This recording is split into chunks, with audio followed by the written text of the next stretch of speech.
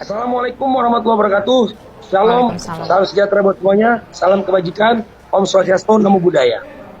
Look at the star, look how they shine for you.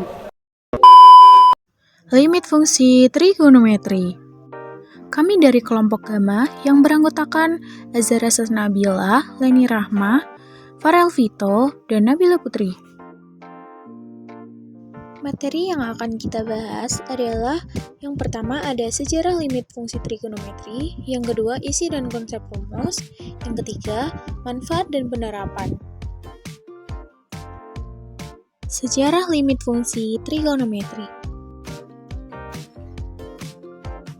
Carl Theodor adalah matematikawan Rusia yang mengembangkan teori lengkap tentang deret fungsi dan menyusun legitimasi operasi-operasi. Ia lahir pada 31 Oktober 1815 di Ostenfeld. Ia belajar matematika di Universitas Münster. Pada tahun 1843, ia mengajar di Deutschkorn di West Prussia, dan sejak 1848 ia mengajar di Lyceum Hosianum di Braunschweig. Setelah tahun 1850, Weierstrass menderita sakit, namun mampu mempublikasikan makalah yang menjadikan ia tenar. Ia menjadi pimpinan di Technical University of Berlin. Carl Theodor ialah seorang matematikawan Prusia yang mengembangkan teori lengkap tentang deret fungsi dan menyusun legitimasi operasi-operasi yang demikian sebagai perintegralan dan pendiferensialan suku demi suku. Weierstrass lahir 31 Oktober 1815, Ostenfeld di Ostenfeld, bagian dari Enigerloh, Province of Westphalia. Minatnya dalam matematika dimulai ketika dia menjadi mahasiswa gimnasium di Theodorium Paderborn.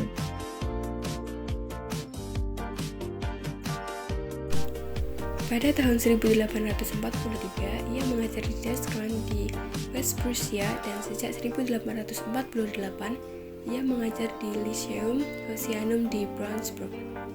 Setelah tahun 1850, Weierstrass menderita sakit dalam waktu yang lama, tetapi mampu mempublikasikan makalah yang membawanya ke dalam ketenaran dan perbedaan. Dia menjadi pimpinan di Technical University of Berlin, kemudian dikenal sebagai Gewerbe Institut.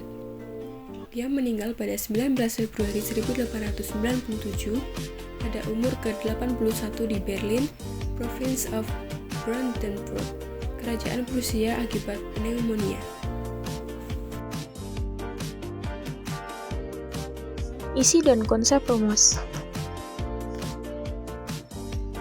Pengertian dari limit fungsi trigonometri adalah nilai yang dicapai oleh suatu fungsi trigonometri ketika variabelnya mendekati suatu nilai tertentu.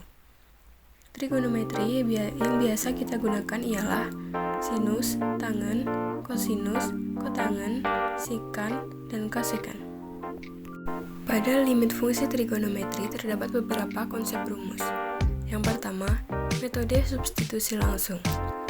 Penerapan metode substitusi langsung dalam menentukan atau menyelesaikan limit fungsi trigonometri sangat mudah, yakni dengan langsung mengganti X dengan angka yang tertera di soal, atau limit X mendekati A, fx sama dengan fa. 2. Menggunakan rumus dasar limit fungsi trigonometri. Berikut adalah rumus fungsi limit trigonometri.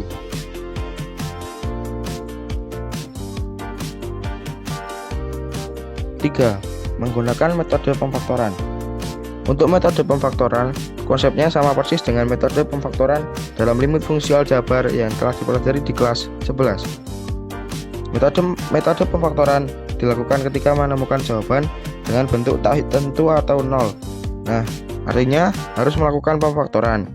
Trik metode pemfaktoran adalah harus membuang si pembuat nol dalam fungsi tersebut. Berikut adalah contoh soal limit fungsi trigonometri menggunakan metode pemfaktoran. 4. Menyederhanakan fungsi trigonometrinya. Berikut adalah contoh soal dengan yang disederhanakan. 5. Yang terakhir adalah rumus-rumus trigonometri. Manfaat dan penerapannya. A. Manfaat limit fungsi. Yang pertama, membantu menentukan batas-batas integral. Kedua, membantu menyelesaikan persamaan diferensial.